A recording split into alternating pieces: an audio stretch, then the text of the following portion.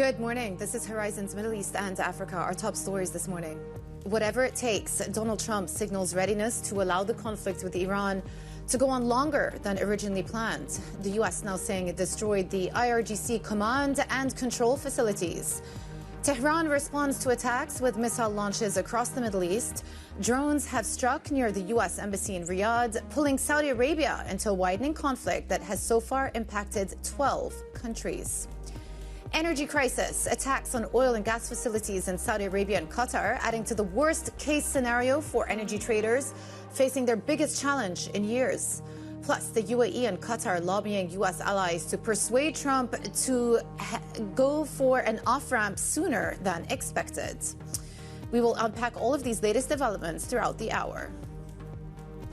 Well, it's just gone 9 a.m. across the Emirates. I'm Jumana Bersachi in Dubai. It is day 4 of the Iran war. We're going to bring you the latest developments from overnight, and indeed there are a lot. But first, as ever, let's get you straight to the market reaction. What we are seeing now, and this has happened over the course of the last 12 hours, is the war in the region is affecting sentiment globally in markets. You're seeing it very pronounced. The handover from Asia Pacific, they're quite negative, down 2.4%. The KOSPI, the South Korean index, which so far has been the outperformer in the Asian equities market this year to date, is actually plunged 6% today in trading. So just tells you that it is a very decisively risk-off session as far as some of these Asian bourses are concerned.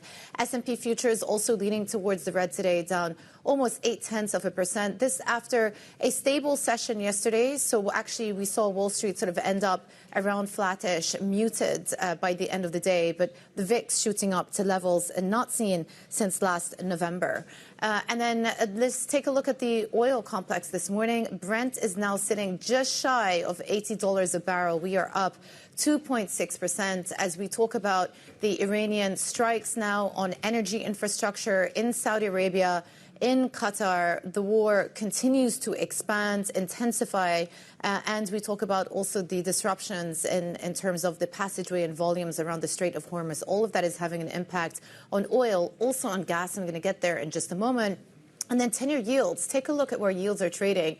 Yesterday we walked in and we thought, perhaps because of the uncertainty in the air, geopolitical uncertainty, what you would typically see is a flight to quality into some of those safe havens like the USD, like 10-year U.S. Treasuries, like gold. And actually what has happened is I think investors have started to price for an inflation shock emanating from what we're seeing happening in the energy space. And so on the back of that, you saw a repricing of U.S. yields yesterday to the tune of about 10 basis points higher. And the real possibility that this commodity shock, this energy shock, is going to create some pass-through on to the U.S. consumer ultimately. And now actually the first or the next rate cut out of the Fed is being pushed back all the way to September. Switching over, let me just talk about what happened in energy markets yesterday. We've talked about oil now, but I also want to talk about the substantial price impact that we saw on European natural gas. We were up 50%, 50, not making that number up, 50% yesterday in trading. So a huge notable impact after Qatar Energy announced that they were halting production at their LNG facility. But then this chart gives you a little bit of context. 50% is a massive number. I actually posted that up on X. The tweet went viral, but the context also is very important here because if you look at the lower part of this chart, it tells you that we are still some way away from the levels we reached to after the Ukraine-Russia war. We're about 7 times below the level we reached to around the Ukraine-Russia war. So yes, we saw a substantial move upwards yesterday, but we're still far, far, far away from where gas prices reached around the Ukraine-Russia war. So just to give you a little bit of context here, obviously it is a big move, but context is important. Now let's talk to you about the latest developments as well in terms of what has just happened. 2 drones have struck near the U.S. embassy in Riyadh, pulling Saudi Arabia into a widening conflict amongst Iran, the U.S. and Israel, and prompting President Trump to vow retaliation. Now, speaking to News Nation,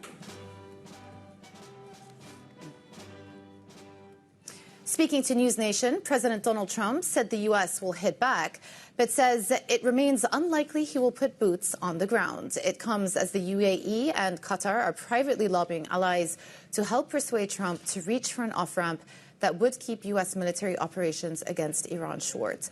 But Trump is vowing operations will continue. We have the strongest and most powerful by far military in the world, and we will easily prevail. We're already substantially ahead of our time projections, but whatever the time is, it's okay, whatever it takes. Our ambitions are not utopian. They are realistic. This is not Iraq. This is not endless. Our generation knows better, and so does this president. This operation is a clear, devastating, decisive mission. Let's now bring in Stuart Livingston-Wallace, Bloomberg's executive editor for Middle East, North Africa and Russia. Stuart, let's just start perhaps with the comments out of Hegseth yesterday, and even President Trump later on in the evening also spoke about their plans for Iran. They seem to be signaling that this is going to go on for weeks. Yeah, I mean, and that makes sense, right? Because they've kind of set themselves a whole series of objectives, which is basically to effectively dismantle the capabilities, the military capabilities within Iran, and certainly to cause chaos within the governmental structure.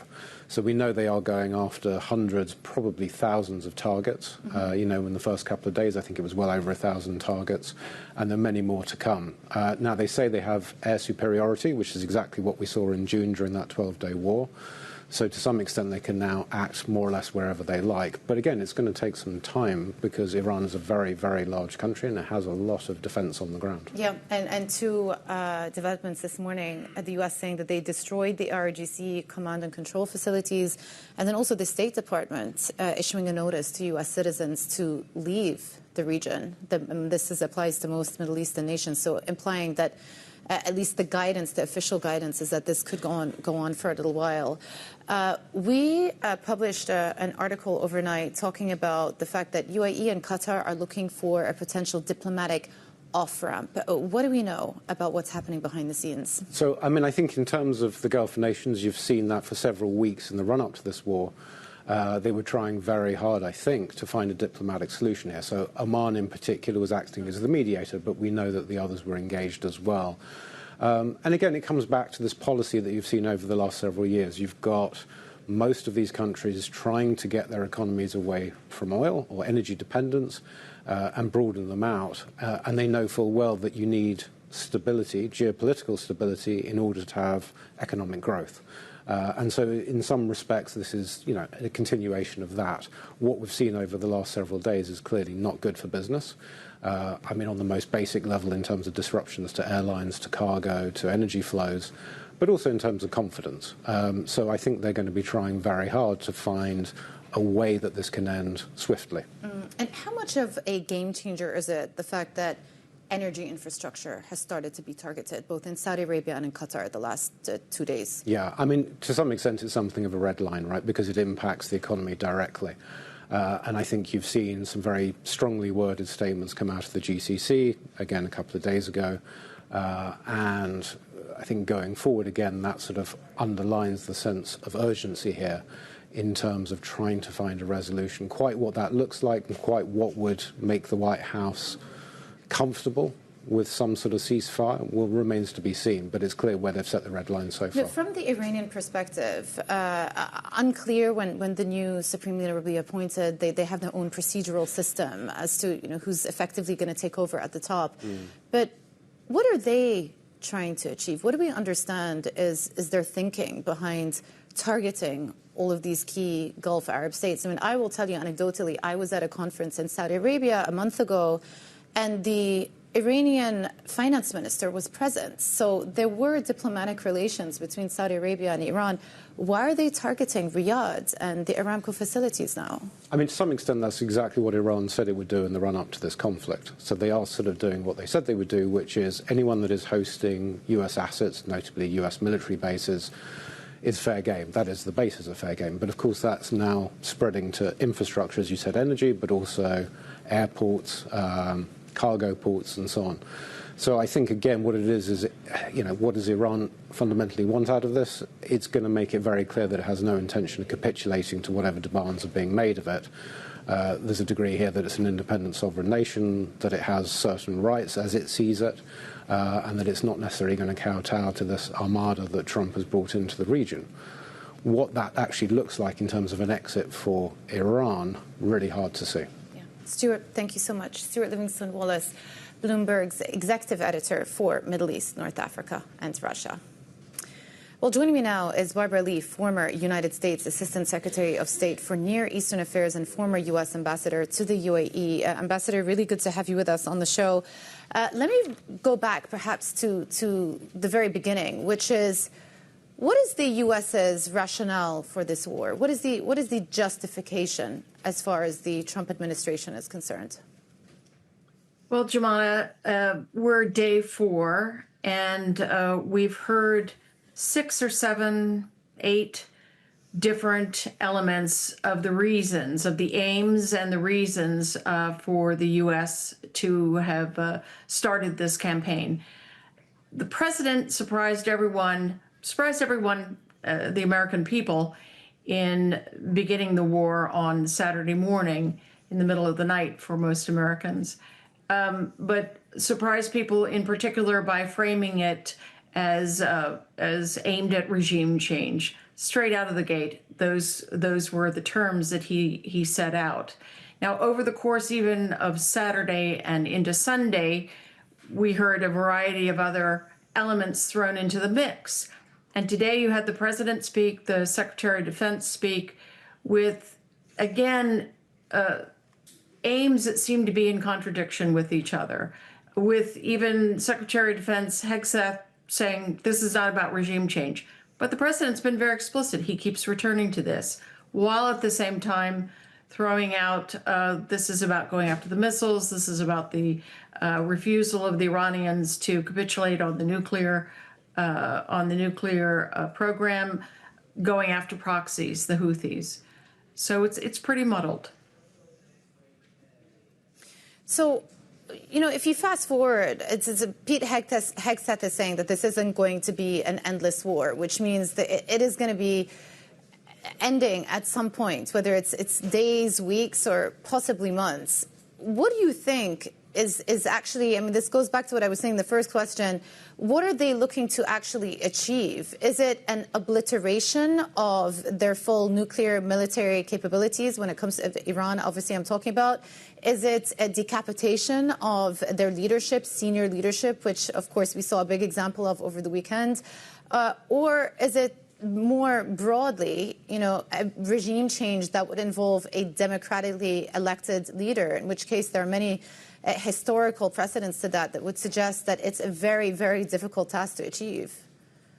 Well, it is indeed. And so to answer the question on how long will this all take, you really have to understand with some precision what those aims are ultimately. What is the outermost aim that the president has in mind? And he continues to sow confusion on this point.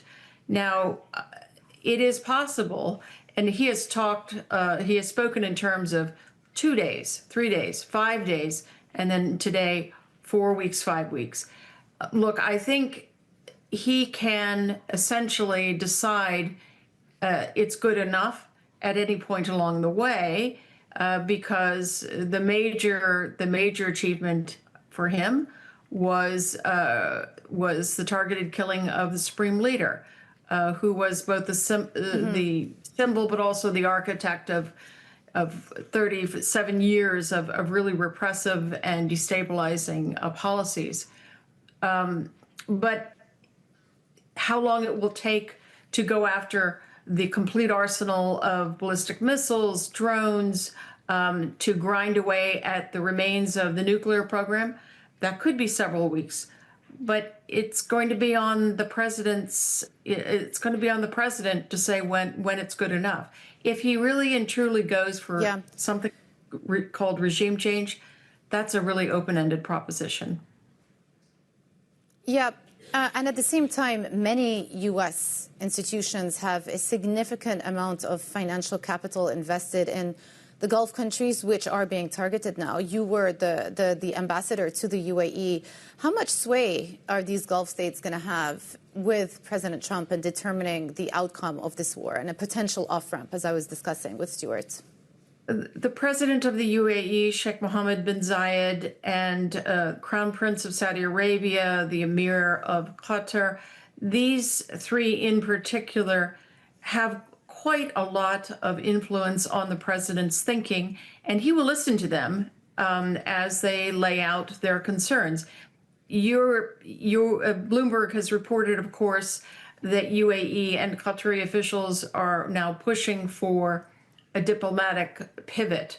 That would not surprise me. I don't know that firsthand. I haven't posed that question to leaders in those two countries, but it would not surprise me simply because they have been very much in the mix all along in trying to help the United States in maneuvering Iran to the place where there could be an agreement on the nuclear program. And certainly they have long wanted to see a cap, a restraint of some kind put on proxy activity and on the missile program. Those are the two elements that most threaten the Gulf countries.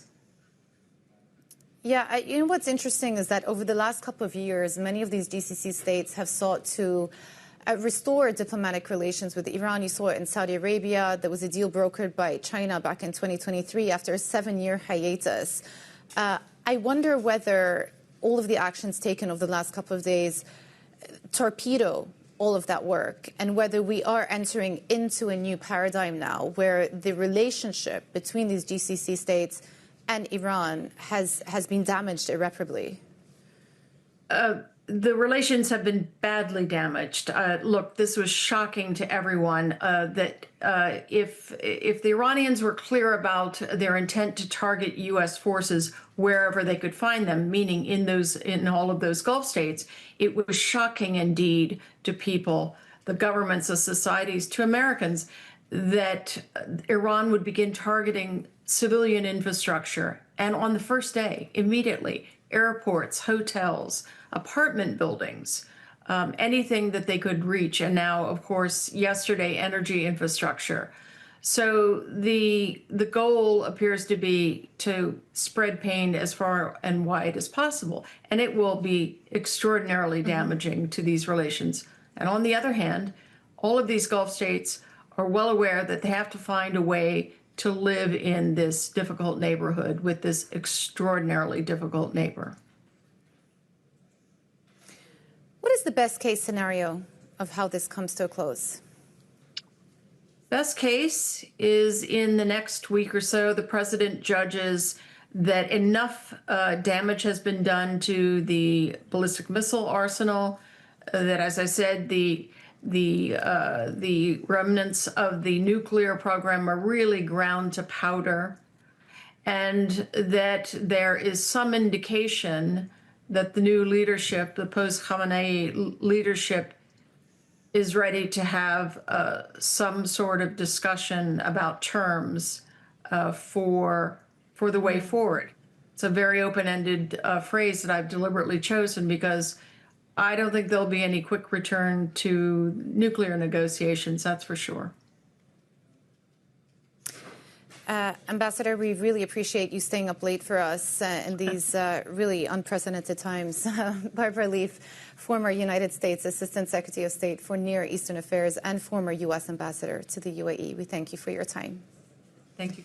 Now, the cost of hauling crude oil from the Middle East to China has soared to the highest level on record. That's as the U.S.-Israel war with Iran disrupts shipping through the Strait of Hormuz. For more on this, we're joined by Christopher Long, Head of Intelligence and Compliance at Neptune P2P Group, bringing plenty of maritime experience to this conversation. I mean, how should operators be thinking about security around the Strait right now? Is it really a no-go zone? Good morning, Jemana. Yeah, I think pretty much de facto now is the Strait of Hormuz is closed. Yesterday and the day before, the Iranians attacked at least 4 vessels trying to pass through the strait, and therefore I think other vessels are now holding off either in the approaches to the Strait of Hormuz from the Gulf of Oman or in the Arabian Gulf itself. Insurance companies still appear to be willing to insure, but with jacked up prices, does that make a difference, do you think, for the passage of tankers through the Strait? No, I don't think the insurance premium per se will change people's view of going through the Strait or shipping oil out of the Gulf, if that is possible. Lloyd's have actually extended the joint war risk area overnight, set to come in force today, actually, to broaden the insurance, the war risk insurance area, to cover a lot more of the approaches to the Strait and the Gulf of Oman and the North Arabian Sea. So we'll wait to see what happens with that. But yeah, sure, premiums are going to go up, and that will be reflected in the price of oil. Yeah, premium going up, cost of shipping going up. How is this likely to affect broader supply chains? And here I'm not just talking about energy, but also things like food and agricultural products. Short term, I think, getting food and those sort of products into the Gulf is the initial problem for the Gulf GCC countries. Themselves, as far as oil goes, there are contingencies. We know that Saudi Arabia pumps a lot of oil across to the Red Sea to avoid having to ship it through the Strait of Hormuz. Even the Iranians have got a pipeline that heads out towards Jask in the Gulf of Oman to bypass the Strait, and the same with the UAE. So there are some sort of contingencies in place, but it remains to be seen how long the Strait is going to be closed for. I anticipate perhaps if it goes on another couple of days, then there may be some military action, let's say from the coalition, including the US, in that area to try and maybe perhaps bring in some sort of protective service for vessels going through. But that, again, may take a week or so to organise. And how do you read the latest attacks from Iran on energy infrastructure, key and energy infrastructure facilities in Saudi Arabia, at Aramco, and also at Qatar overnight as well? Yeah, the worrying developments. Obviously, these refineries, these terminals are very exposed. Of course, there's air defences to try and to protect them, but you can take out 80% of missiles that are coming in, but there's going to be the odd one and the debris falling and all the rest of it. So they are very exposed, and obviously, the volatile establishments. It takes one missile to get through to cause massive damage. Let me just ask you, when you think about, how long this could go on for, President Trump suggesting that it could go on for weeks, the Ministry of Defense saying that it's not going to last, it's not going to be a protracted conflict, but it could go on for some time. Ultimately, what we're looking at here is a key passageway for energy, for gas, for LPG, for other products around the world that is shut off. What longer-term ramifications is this going to have, do you think? Yeah, I think that's an interesting point. The US, for example, has over the last 2 decades really has steered away, if you like, from taking oil out of the Gulf countries themselves. They produce a lot of oil themselves. So to the US, it's not a huge problem. 20% of the oil is the figure that of the world's oil that comes through the Gulf. A lot of that goes to China, and a lot of it is exported by Iran itself. So they don't want to see a protracted war. They don't want to see their main income stream closed off for any great length of time. As far as this conflict goes, then there are, again, conflicting signs from the US, some saying days, some saying weeks. I think it's going to play out rather in weeks rather than days myself, but we'll remain to see what happens, I guess. Christopher Long, Head of Intelligence and Compliance at Neptune P2P Group. Thank you so much. Well, oil continuing to climb as the U.S. and Israel step up their war against Iran. Meanwhile, Tehran is threatening a full closure of the Strait of Hormuz and has struck the American embassy in Riyadh with drones. For more, we're joined by Stephen Sachinsky, who leads our Asia Energy team. What a time to be on the energy team. And I would advise anyone watching this show, go and read today's Big Take. It is a deep dive on what has gone down around the Strait of Hormuz, specifically talking about the price action in crude oil and in gas over the last 24 hours. Massive moves in gas. Stephen, I want to start with you on the natural gas reaction that we had yesterday after Qatar Energy announced that they were halting production. Obviously, they are a key player in these global markets. What are going to be the knock-on effects?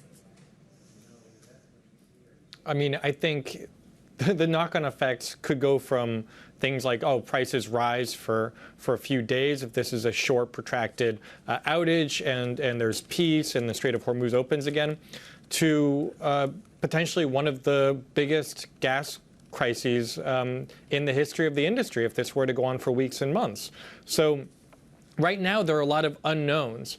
And I think if you were to ask traders, Javier Blas, who's on Bloomberg Opinion, he had a really good column today about how this is likely not going to have the same impact as Russia's invasion of Ukraine in 2022 will have on the gas market. We saw prices for Europe's TTF rise above 300 euros per megawatt hour. We're right now about 44 euros per megawatt hour. So we're far away from that level.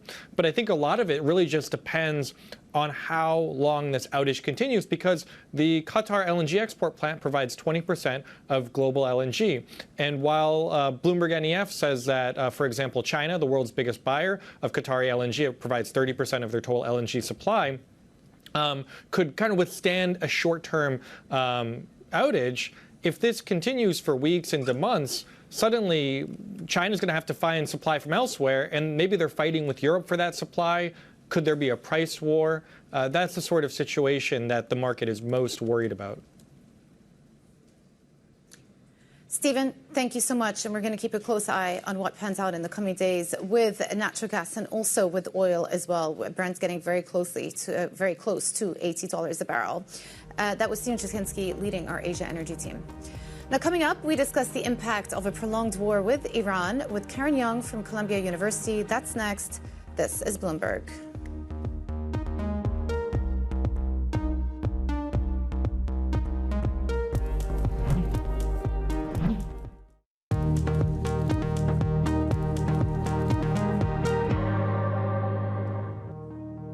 Good morning. This is Horizon's Middle East and Africa. Our top stories this morning. Whatever it takes, Donald Trump signals readiness to allow the conflict with Iran to go on longer than originally planned. The U.S. now saying it has destroyed the IRGC command and control facilities. Energy crisis, attacks on oil and gas facilities in Saudi Arabia and Qatar, adding to the worst-case scenario for energy traders now facing their biggest challenge in years. And the Lebanese government is ordering Hezbollah to hand over its weapons to the state as Israel steps up airstrikes in the widening regional conflict, saying Naim Qassem, the chief of Hezbollah, is now a marked target.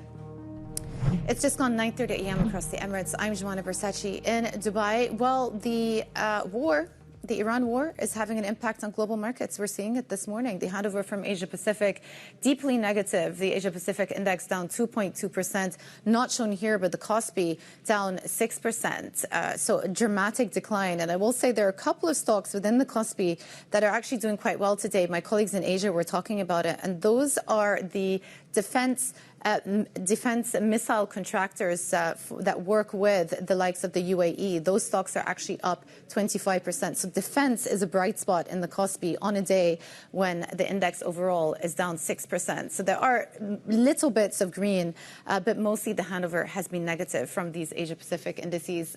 S&P futures leaning towards the negative as well, down 0.7%. This after a flattish session yesterday. Wall Street, for the most part, seemed to shrug off the news that was coming out of the region. Today appears to be a slightly different setup as we head into the European session. And of course, deep declines for the European bourses as well. And then Brent is still in focus. Obviously, we are just shy of $80 here, up 2.7%. So moving once again significantly higher. At one point yesterday, we were up 13%, and then we pared back, and ending the day, the gains for the day were around 7%. But since those continuous strikes or extra strikes that we've seen on energy infrastructure, I think traders are really beginning to price in for protracted risk in the region and what that might mean for both oil and gas. And then 10-year yields, also take a look at what's been going up here. We are 2 basis points higher in the session. Yesterday moved up 10 basis points as their investors started to account for the inflationary knock-on effects that these higher energy prices could have on consumer inflation. So this is beginning to hit, actually, U.S. markets. And also the first rate cut for this year has now been pushed back all the way to September. And then switching over, just to give you a little bit more context on energy and the price action that we saw yesterday. So this tells you a couple of things. Number one, that WTI is sort of back at $73. Earlier we were showing Brent, which is almost back to $80. And then, this takes you historically back to levels not seen, say, since around 2024. But actually, the context here is really interesting if you want to go all the way back to the Ukraine-Russia war, and specifically the price action yesterday in European nat gas. We saw a market reaction after that news came through that Qatar Energy were halting production on their LNG facilities. And on the back of that, you saw gas prices spike up a huge amount, 50%, which is a substantial amount, obviously. But if you trace it all the way back to 4 years ago, which was when the Russian invasion of Ukraine took place, you saw gas prices spike a lot higher, even 7 times more where we are today. So just a bit of context here tells you that potentially this has more to go, especially if those inventory levels in Europe are as low as we've been talking about in our big take today. So something to bear in mind. Okay, let's also check in on how markets in Asia are faring. Winnie Su is in Hong Kong for us. I was just talking about the negative handover from these Asian indices today. Winnie, give us a little bit more detail. Yeah, morning, Jomana. Exactly as you mentioned, we're seeing MXAP here down more than 2%. And in fact, it's headed for its biggest two-day loss since April. So you can see that the extent to the losses is really exacerbating as traders now price in basically this war to continue for longer than expected. And leading losses today, as you mentioned, is South Korea's Kospi Index as it came back from a holiday. Now, also worth noting that the Nikkei 225 down almost 3%. But these gauges have really been rallying to record highs in the past few sessions, and hence it's quite natural to see a bit of a correction here. When it comes to cross asset, you are seeing that South Korea's Korean won leading losses in Asian currencies, and also bonds are actually under pressure as well. We're seeing risk assets really getting sold off amid these geopolitical tensions and that rise in oil prices. Now you flip the board and see some of the sectorial moves when it comes to oil, because yes, energy-related names as well as shippers, and also, as you mentioned earlier, defense names are some of the bright spots that we are seeing in Asia. However, worth noting that because of the rise in Brent oil, it is actually adding more pressure to Asian stocks because we are a net importer of oil, and Goldman Sachs now just estimating that 20% jump in the Brent oil price is actually going to Brent crude price is actually going to push earnings estimate down by 2%. So that is further pressure in our region today. Back to you, Jomana. Winnie, thank you so much for the overview. That was Winnie Su in Hong Kong. Lebanon's government has called on Hezbollah to hand over its weapons to the state as Israel stepped up airstrikes in the widening regional conflict. The Prime Minister Nawaf Salam asked the army to immediately implement a disarmament plan and said his country is ready to resume negotiations. For more, we're joined by Bloomberg's UAE Bureau Chief, Dana Khresh. Dana, just seeing now, IDF currently are conducting simultaneous strikes in Tehran, in Beirut. I think it's fair to say that a new front opened up in Lebanon yesterday. Just run us through the latest developments there. Indeed, I think that Lebanon is now plunged again into a war with Israel, and this is very worrying because the Lebanese is still reeling from a war that happened 2 years ago, exactly when Hezbollah intervened in support of Hamas, and then Israel had to retaliate, and that, of course, ultimately led to a war between the two in Lebanon. And Hezbollah seems relenting. So after Sunday night, when Hezbollah said that they launched an attack against Israel, and that, of course, had prompted Israel to retaliate, we saw last night as well Hezbollah launching rockets. into Israel, and of course prompting another retaliation. But this retaliation is not just a few rockets. It seems that the Israeli army is going on a full campaign against Hezbollah's assets in Lebanon. So yesterday we saw several strikes in Beirut, and this morning as well, as you had mentioned, the IDF is saying they are simultaneously striking Beirut and Tehran. We saw them striking Qard al-Hassan, which is Hezbollah's finance arm, across the country, but basically Hezbollah assets. And the Lebanese government seems unable to control or prevent Hezbollah from launching these rockets. And we saw very almost historic rhetoric from Lebanon yesterday, since 1982, since the group was created, asking the group to hand over its arms blatantly like that, and of course banning Hezbollah's military and security activities. It's also unclear how Lebanon would be able to actually carry out this ban, but at least they're going out publicly in a government with Shiite ministers inside the government, and that is a unified position almost against what Hezbollah had done, and that is dragging Lebanon again. Yeah, Dana, let's just talk about that decision by the Lebanese cabinet, because for weeks in the run-up to what has happened in the last 24 hours, the Prime Minister, the Lebanese President have been warning Hezbollah against not entering into a regional conflict. And of course, that all changed, the calculus changed. How much of a milestone step is it, the fact that the Lebanese cabinet are now not just saying, fully hand over your weapons to the state, which is what they've been planning on doing all along, but actually going one step further and outlawing Hezbollah military activity? Exactly. It is very significant for a Lebanese government that also includes Shiite ministers aligned with Hezbollah and its allies to come to this decision. And we didn't see any ministers come out and say that we didn't agree to this. This is not what we had wanted, like we saw in the past with other decisions.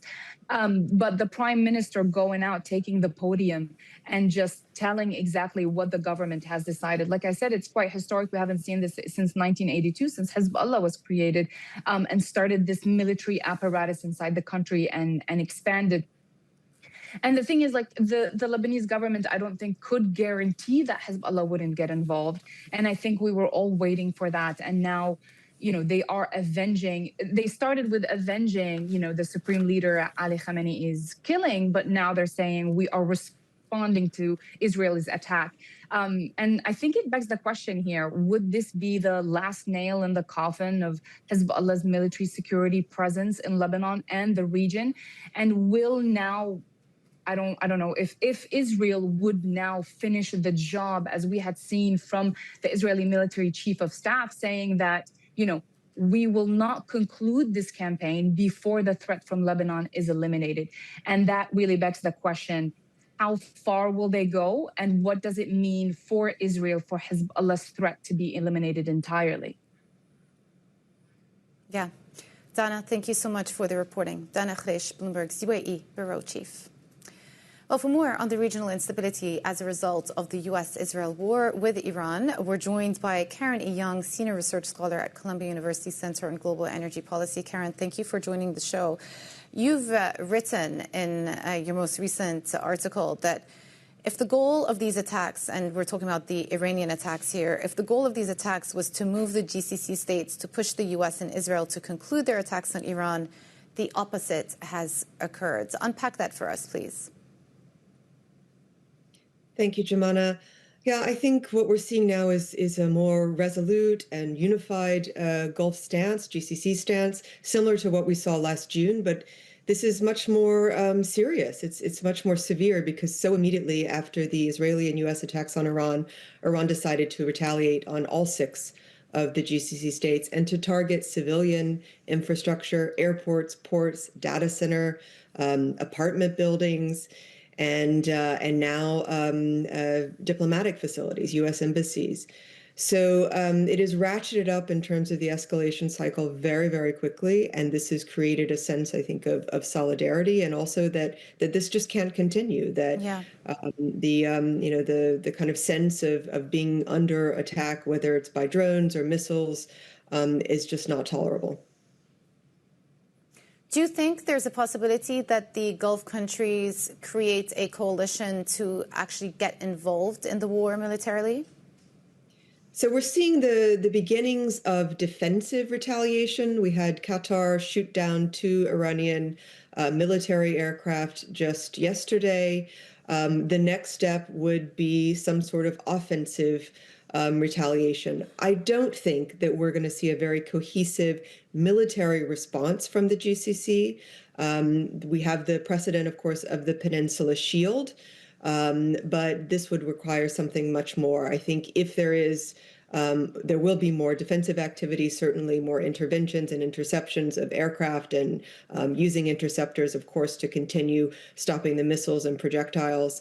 But we could see an escalation especially, I think, in energy infrastructure. So as Iran targets Tanura or Ras Laffan, as it has in Qatar, that would be, I think, the most likely response if we were to see GCC states individually go on an offensive measure. Yeah, and we've been tracking the price action in energy markets. You would have seen our prior segments, and obviously the price action yesterday in nat gas was pretty remarkable. But also there's something else to consider here, which is the fact that the U.S. is actually a net exporter of both oil and gas. Does that not put the U.S. in a more insulated position as to what happens on these broader global energy markets? I think the Trump administration certainly feels that it is insulated because of its, domestic oil and gas production. That's not really how markets work, of course. So we could continue to see price increases in oil and certainly in gas markets. I think gas is more serious. That's where we've seen the largest sort of percentage increase. And the market is just very different. We have lots of spare capacity in a wider geography for oil than we do for LNG. And it's just going to be much harder to make up what is currently blocked with the shutdown of Ras Laffan and Qatar Energy's decision.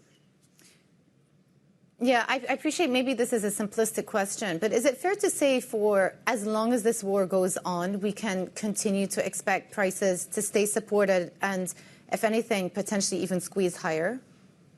Yeah, I think there will be, a gradual increase as long as the Strait of Hormuz it's not fully blocked, but there's not, full traffic moving and able to move freely.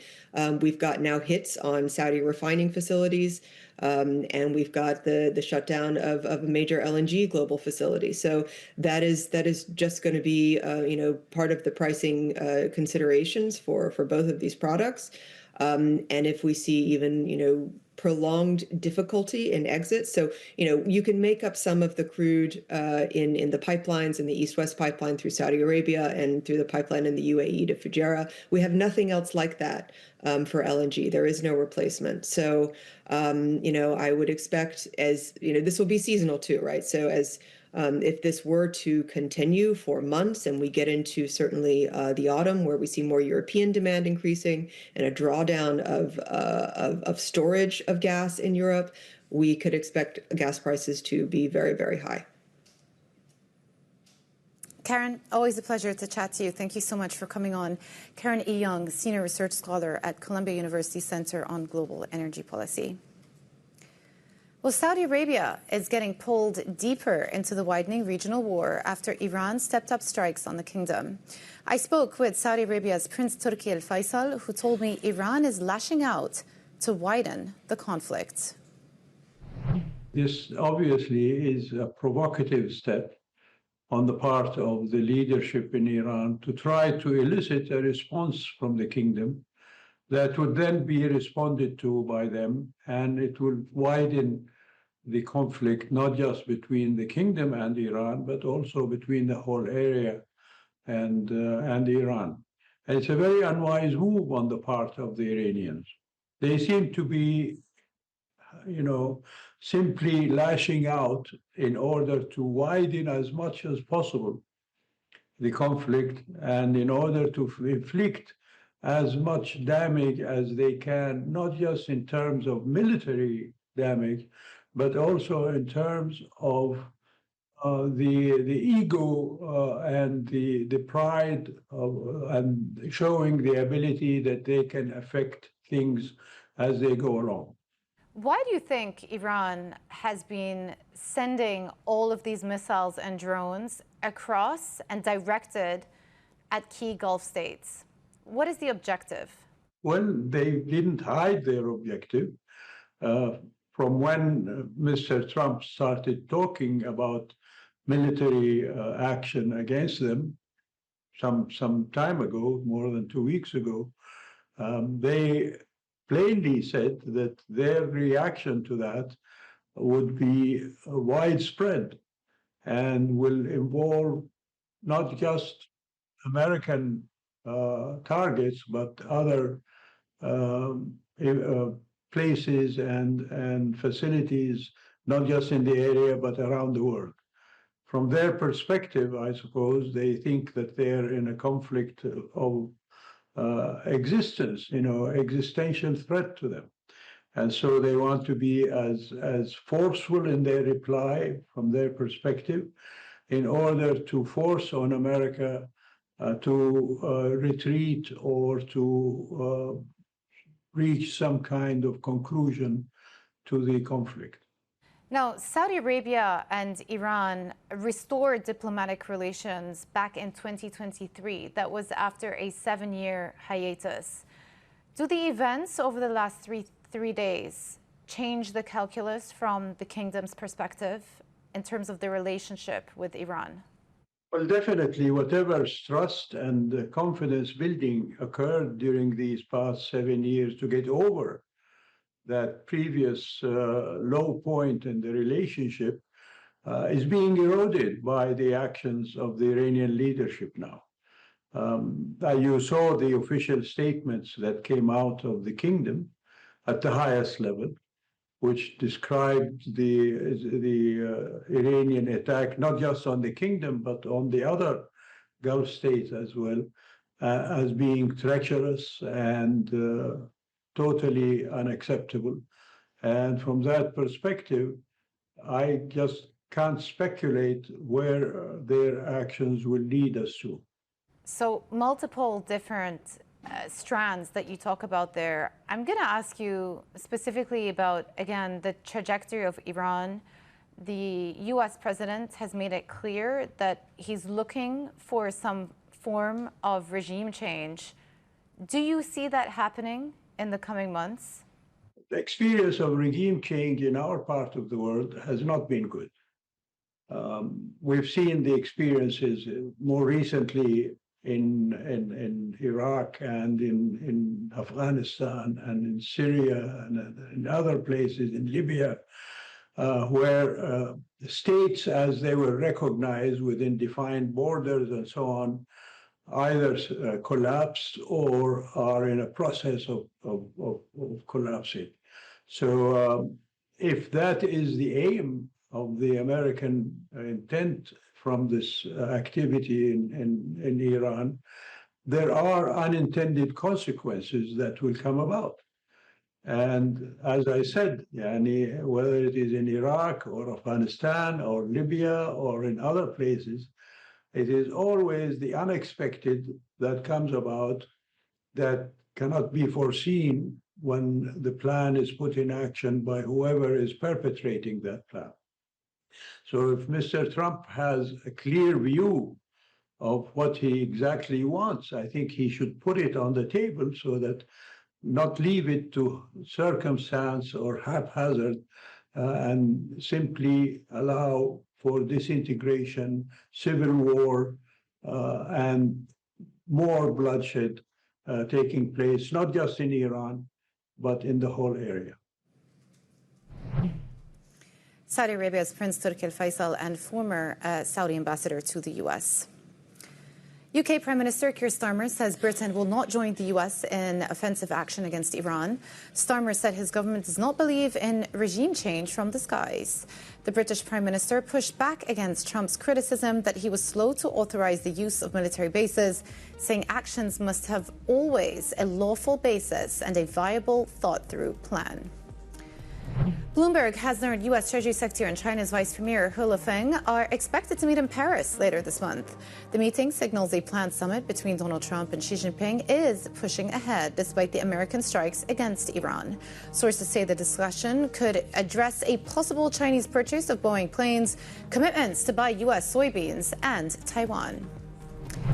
JP Morgan CEO Jamie Dimon is warning that markets are showing more optimism than they should, given the risks, including the conflict in the Middle East.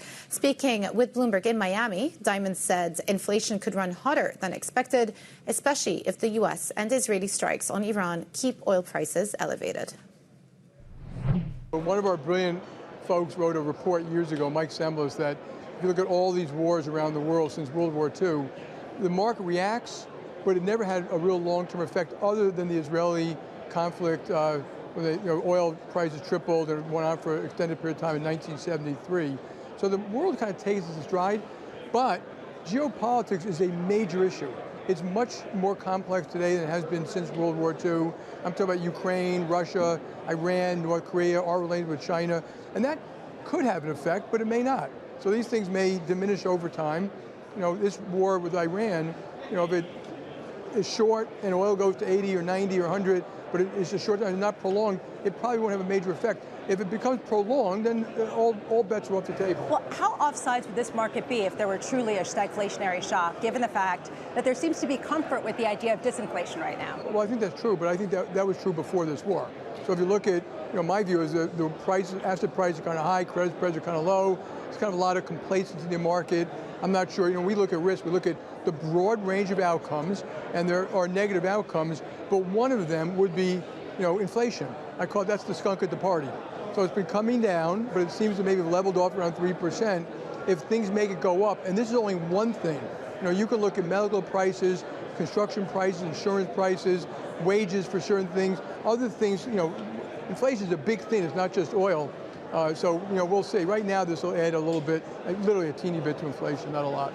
I was surprised because things were kind of gloomy coming into today, and the mood here is not that. Actually, there's a lot of optimism. There are a lot of different companies that are building things and investing things. I mean, how vulnerable really is the U.S. economy right now to some sort of geopolitical shock? Well, it may not be geopolitical. It may be the companies will start to lay people off. And so I look, the most important thing in the world today is geopolitical.